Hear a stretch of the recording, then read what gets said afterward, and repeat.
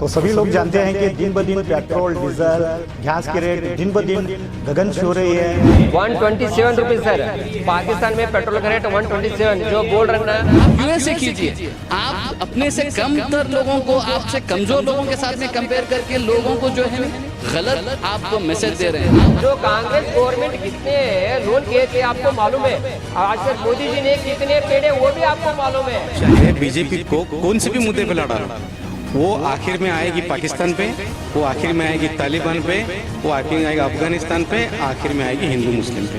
क्या दिए हैं अब तक भारत के वासियों को? क्या मिला है? गरीब गरीब बन के रह गया है, मिडिल क्लास खत्म हो गया है, जो सिर्फ उद्योगपति के लिए काम कर रही है। आपकी सरकार उद्योगपति के लिए है। इस बार हर बार मोदी, घर घर मोदी, हर बार मोदी। आप देख रहे हैं एफएम एक्सप्रेस न्यूज़, मैं आपके साथ मैनुद्दीन।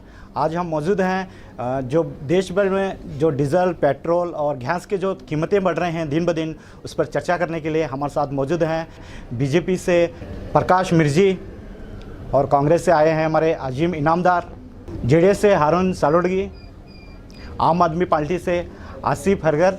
तो सभी लोग जानते हैं कि दिन ब दिन पेट्रोल, डीजल, गैस की रेट दिन ब दिन गगन छू रही है। तो इस पर ही चर्चा करने के लिए आज हम यहाँ पर मौजूद हैं।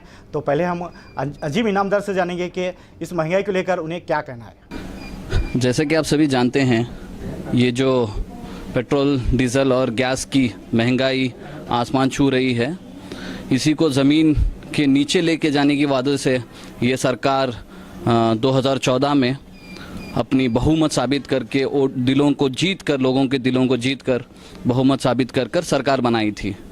जब आप उनसे पूछेंगे कि आज पेट्रोल, डीजल और घर में चूल्हा जलने के लिए गैस इतनी महंगी हो गई है, तो वो लोग बहुत ही बच्चों वाला जवाब देते हैं। एक दूसरी बात, आप जब ये सारी बातें कह रहे हैं कि इसमें सरकार का कोई रोल नहीं है, योगदान नहीं है, ये महंगाई जो है इंटरनेशनल मार्केट की वजह से वगैरह बढ़ रही है, अगर आप यही जवाब देना चाह रहे हैं और यही बात, झूठी बात बोलकर आप जनता को और एक बार चूना लगाना चाह रहे हैं, तो मैं 2014 से पहले, जब आप डीजल, पेट्रोल के दाम बढ़ने के बाद में, फिर बाद में गैस महंगी होने के बाद में, जब सरकार को आप घेरते थे, सरकार से जब सवाल करते थे, सरकार अगर जवाब नहीं देती तो आप दिन ब दिन जो है ना प्रोटेस्ट करते।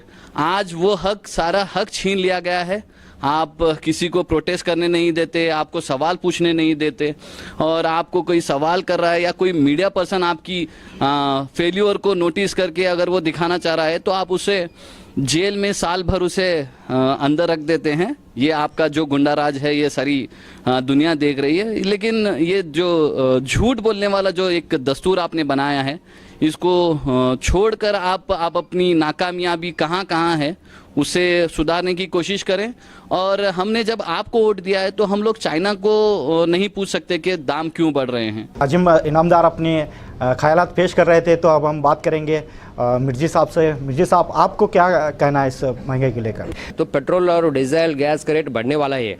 जो 2014 से जो बोल रहे हैं अजीम भाई, 2014 से 20 तक पेट्रोल डीजल का रेट क्या था क्या नहीं सबको मालूम ही है। सो इस बार जो क्रूड ऑयल के कच्चा तेल कभी भी 100 के ऊपर पेट्रोल का रेट नहीं गया था, अभी आपकी सरकार में गया है। नहीं सर, क्रूड ऑयल का रेट ज़्यादा है ना सर। अभी कच्चा तेल जो बोल रहे हैं इंटरनेशनल मार्केट में ही ज़्यादा है, वही बोल रहा हूँ मैं आपको। सो हमारा कंट्री एक ही नहीं है, और बहुत सारे कंट्रीज है, वहाँ भी 100, 150, 130, 140 पर लीटर भी है। वो भी हमें सोचना चाहिए। फिर भी हमारे इंडिया में कम है, महंगाई बढ़ रहा है, इसका भी कोई तो थोड़ी रीजंस है। अजीम भाई ये बोल रहे थे, एक ही तरफ बोल दिया उन्होंने। सो इसके बारे में अजीम भाई को मालूम है या नहीं है? सो चावल का कैसा मिल रहा है रेशन में, या गेहूँ कैसा मिल रहा है, टी, कॉफी, जो भी होता है जो मिल रहा है, और कितने भी डेवलपमेंट वर्क्स कितने हुए हैं अजीम भाई, वो क्यों नहीं बोल रहे? कितने रोड्स, हाईवेज हो रहे हैं, 6 वे, 8 वे, 10 वे हाईवेज हो रहा है। सो ब्रिजेस हो रहे हैं। So each and every one, आज तक कहाँ भी नहीं हुए, तो अब भी हो रहा है। हर विलेज को हम खेड़े बोलते हैं ना, वहाँ भी ग्राम सड़क योजना है। और अच्छे से प्रधानमंत्री आवास योजना में सबको 6 लाख का घर बनने के लिए पैसे मिल रहे। अजीम भाई वो क्यों नहीं बोल रहे? ये मेरी तरफ से है। क्योंकि अजीम इनामदार से भी बात हो गई है और प्रकाश मिर्जे से भी बात हुई है, तो इन दोनों की बात पर हारून सालवेगी का क्या कहना है हम जानेंगे। FM एक्सप्रेस का शुक्रगुजार हूँ क्योंकि ऐसे एक अहम एक इशू पर हमें बुलाया है। तो मैं ये कहना चाहता हूँ कि GDP यानी गैस, डीजल और पेट्रोल ये सिर्फ 2014 से ही बढ़ी है, इससे पहले भी बढ़ती थी। तो आज बहानेबाज की एक झूठ सरकार बैठी हुई है और ये सरासर पब्लिक को लूट रही है और इतना लूट रही है 100% नहीं 210% लूट रही है। जहाँ कि वो कहते हैं कि महंगा हुआ है, एक ऐसा कुछ नहीं, मार्केट तब भी थी आज भी है, मार्केट में कोई महंगाई नहीं है। महंगाई तो हमेशा चढ़ना और उतरना वो मार्केट का काम है, लेकिन जब उतरती है तो आज तक पेट्रोल का एक पैसा भी नहीं उतरा। तो हम ये बीजेपी वालों को कहना चाहते हैं, झूठ लोगों को झूठ बोल करके हिंदुत्व के नाम पर वोट लेकर के चुन के आए। ये सिर्फ हुकूमत करना चाहते हैं, हुकूमत, ना ही कोई हिंदुत्व को डेवलपमेंट करना चाहते हैं, ना ही माइनॉरिटी पे दुश्मन पता करके ये सत्ता पे आए। लेकिन खासकर ये है हम माइनॉरिटी में रहें, लेकिन वो हिंदुत्व को भी लूट रहे हैं। वो बेचारों को कोई भी ऐसी सहूलत नहीं है, क्योंकि गैस उनको भी चाहिए, पेट्रोल उनको भी चाहिए, डीजल उनको भी चाहिए, लेकिन ले रहे हैं कौन? लोगों से इतना बेदर्दी से ये लूट रहे हैं, आज तक नहीं उठे। सर जो बोल रहे हैं, फिर ये कांग्रेस वालों को, ये जेडीएस वालों को आदत सी हो गई है, हिंदू मुस्लिम हिंदू मुस्लिम हिंदू मुस्लिम, इसके सिवा और बात आता ही नहीं लगता है मुझे। तो ये सरासर गलत है। जो हम कैसे हैं लोकल, कहाँ भी ले लो आप, कहाँ हमारे बीजेपी पार्टी में कितने सारे मुसलमान हैं, कितने बड़े बड़े लीडर्स हैं, फिर उनके बारे में क्या सोचेंगे आप? वो मुसलमान नहीं है? आप सो कांग्रेस में या जेडीएस में इतने ही मुसलमान है? नहीं है, हिंदू मुसलमान नहीं थे। नहीं, आप ही बोल रहे हैं, अजीम भाई वही बोल रहे हैं, हिंदू मुस्लिम हिंदू। पूरे इंटरनेशनल लेवल पे, अरे हिंदुस्तान के बाहर हर उस देश में जो है ना पेट्रोल सस्ता है जितना हिंदुस्तान में महंगा है। आप इस पे कुछ आप अपनी विशेष टिप्पणी कीजिए।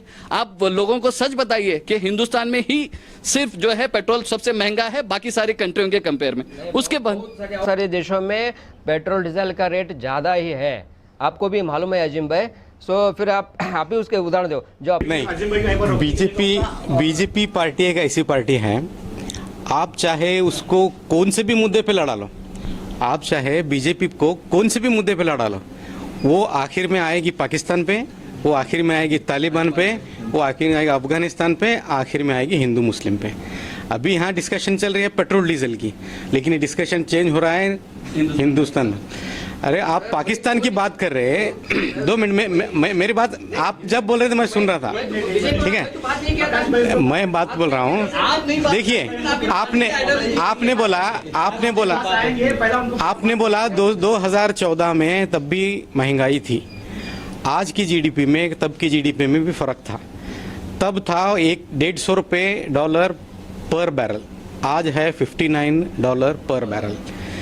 जब आधे से भी दाम कम हुआ है कच्चे तेल का, फिर भी आप रेट बढ़ा रहे, इसका कारण क्या है? मैं ये कारण थोड़ा सिंपलीफाई करना चाहता हूँ। कांग्रेस का भी इसमें बहुत बड़ा हाथ है। सभी ऑयल एजेंसीज को कांग्रेस ने एक फैसिलिटी दी कि 99 पैसा आप रेट बढ़ा सकते, तो तब आप देख रहे हैं हर दूसरे दिन 10 पैसे 20 पैसे 30 पैसे ऐसा करके बढ़ाते चले गए। आपको पता भी नहीं चला कि 100 के पार पेट्रोल डीजल चला गया।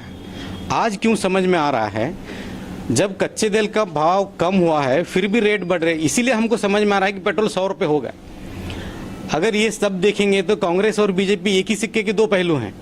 जेडीएस को हम नहीं बोल सकते क्योंकि ये नेशनलिस्ट पार्टी नहीं है, हमको भी नहीं बोल सकते, हमारे हाथ में तो ना पेट्रोल के दाम कम करने का पावर्स है ना ही हम। लेकिन कर्नाटक में सेंट्रल में भी बीजेपी है, कर्नाटक में भी बीजेपी है। एटलीस्ट कर्नाटक के गवर्नमेंट तो हमारे डीजल का टैक्स कम कर सकती है ना। 111 रुपये जब पेट्रोल हो रहा है तो उसमें से 60-62 रुपये तो टैक्स में जा रहा है, तो 60-62 में से कम करो ना। ऊपर के 40 रुपये तो चलो वो इन्वेस्टमेंट में जा रहे हैं, 60 रुपये में कम करो, प्रॉब्लम क्या है? टाइम खत्म हो गया है, तो आपने देखा कि पेट्रोल और डीजल के दामों को लेकर जो चर्चा चल रही थी, जो हमारे साथ जमे थे, तो आपने भी देखा। तो जनता फैसला करेगी कि आइंदा बार किसको लाना है और किसको रखना है, क्योंकि हमारा तो काम था अब तक पहुंचाने का, तो हमने तो पहुंचाया है। तो आने वाले दिनों में देखेंगे या बीजेपी सरकार आएगी या कांग्रेस आएगी या जेडीएस आएगी या आम आदमी पार्टी आएगी, ये तो डिसाइड करेगी जनता। और खबरों के लिए देखते रहिएगा आपका अपना चैनल FM एक्सप्रेस न्यूज़, आपकी आवाज़ हमारी पहुंच।